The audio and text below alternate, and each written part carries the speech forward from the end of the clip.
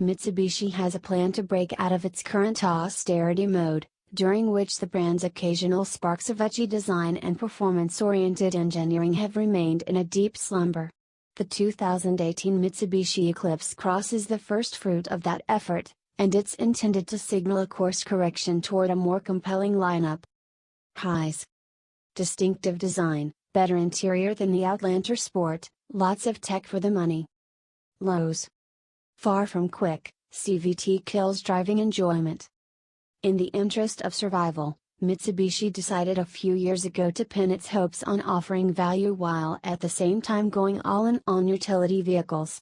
If non-SUVs, other than the Mirage, reappear in the lineup, they almost certainly will be in the form of rebadged Nissans, thanks to Mitsubishi's new alliance with Renault-Nissan.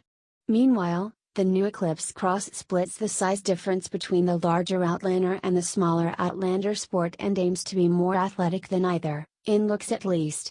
Its design is driven by the same extroverted ethos as the Toyota CHR and the Mazda CX-3, although this Mitsubishi is a size larger and definitely roomier inside than those models. Ready for another crossover coupe?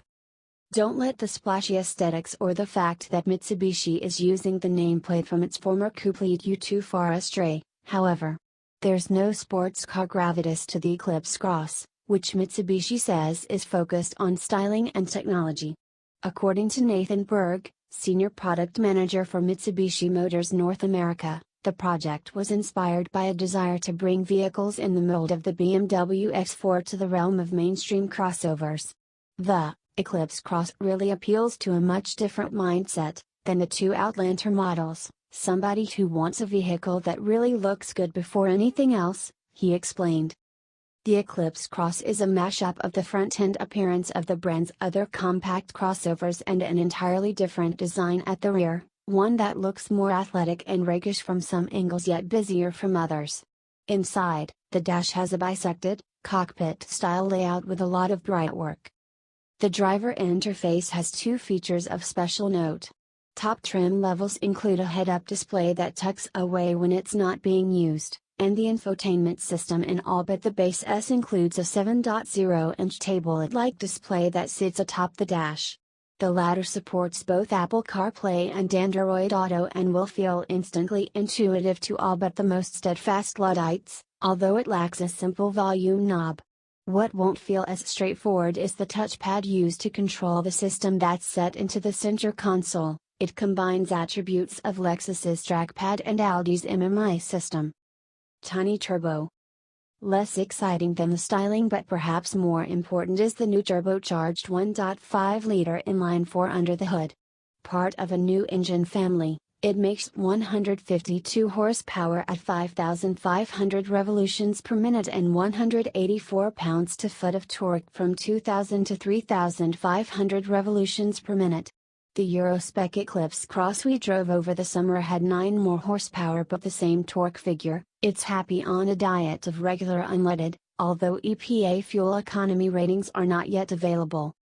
The engine is smooth and sounds pleasant, pulling without complaint from about 1,500 revolutions per minute and really coming to life by 2,500 revolutions per minute, although it's pointless to rev it past 5,000, where the power trails off. The engine redlines at 6,000 revolutions per minute.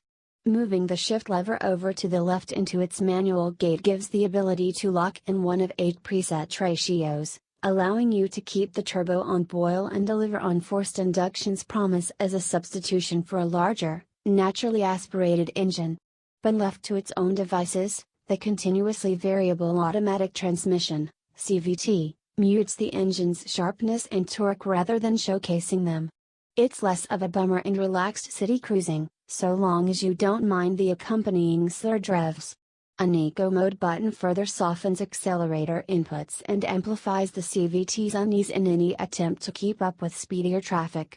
Freeway driving brings out a restlessness in the transmission, as it raises the revs far higher than necessary when gently adding speed and hunts around with its ratio choices on slight uphill grades. Interestingly, Mitsubishi fits big, Satisfying shift paddles worthy of a sports car on the Eclipse Cross's steering column, where they should be. Yank the left one entering a tight hairpin turn and the revs rise lazily, yet there's not much forward thrust when you get back on the accelerator. Mass may be part of the problem. Mitsubishi's stated weight for a fully loaded Eclipse Cross LAWD-3,516 pounds, is nearly 250 pounds heavier than the last Outlander Sport we tested, a 2.0 AWD model. So, we're not expecting this model to lop much if anything from that vehicle's 9.5 second 0 to 60 mph time.